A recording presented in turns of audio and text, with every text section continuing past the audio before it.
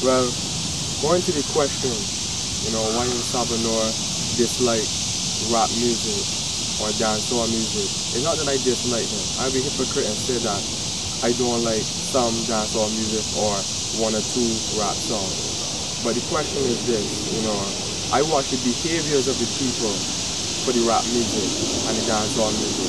Because if you go to any of these parties out here, I go to some one or two parties now and then. And if you go to some of these parties and you play in a rap session, you play some Bob Marley, you will see like the Black American people who might raise up their hand and say, yeah, praise Bob Marley. They might move a little bit to the beat. But if you play any track now, like for instance, you have a track by this Lil Wayne and Cameron now, when I'm singing a song called Suck It or Not, you see?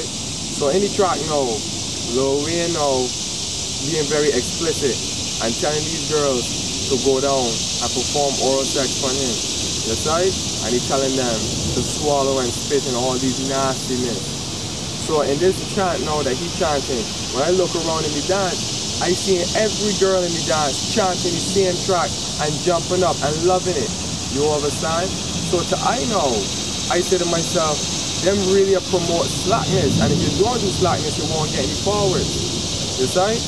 Then now with the dancehall music to me is a very violent music now, and it's very safe.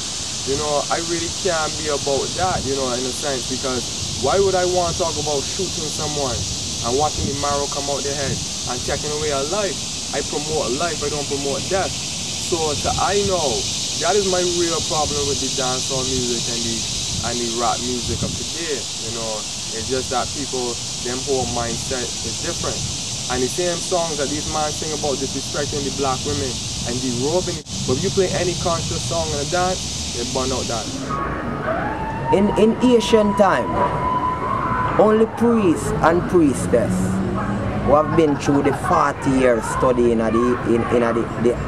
high culture temples could perform music or poetry in public, because it was known that through the art form you interact with people, them very emotion, seeing, and you are writing upon their mental slate. So music and art wasn't a place where it was just allowed to any and any person. A person had to, what we say, 40 years of schooling in the high culture system was what would allow a person to be allowed to come interact in public in the form of arts and music. See now, Rastafari as this blessing, this trumpet that is resurrecting not only the people of the African race, but actually the whole earth. Seeing, and I see where this music is now under attack from multinational corporations in the disguise of big name labels, and so now the lyrics is not the lamentation of the art, but what is marketable. So now Rasta music, our man portraying himself as Rasta will now be singing some music where it incite violence amongst the youth them, and it is derobing the empresses. Seeing, yeah, when it is Rasta music that robe the empress and crown the empress, that recruit the princes and crown them and empower them to tread the earth majestic, Seeing, so this new wave, and it won't last, it can't last, because I send evil lightning to dismantle the mentality and the thought of those who are plotting against the earthly family in trying to contaminate this precious music, this precious ointment, but it's an uprising and an upliftment, So this whole different type of fusions and this commercialism of the music, it won't last.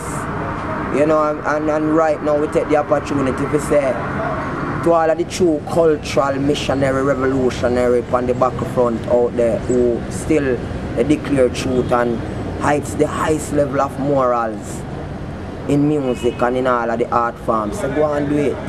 And do everything for a moment. Say the little slackness where we see the end couch on this precious place can stand. Earthquake. You know? You have life. It's a life enhancing, a life assessing, promoting. Everything to do with life. It's not of death and hell. And the grave. You know, these music cannot go in the graveyard. So we see how they invade dancehall and turn dancehall into a graveyard, where it poisons the mind of the young. And I commanding that the reggae high priests them use the mystical science and expel these slap mouth and gun-touting, lax-wearing people out of the music. Yeah, we're calling forth a new generation of youth now. Come decorate earth with words of clarity and truth.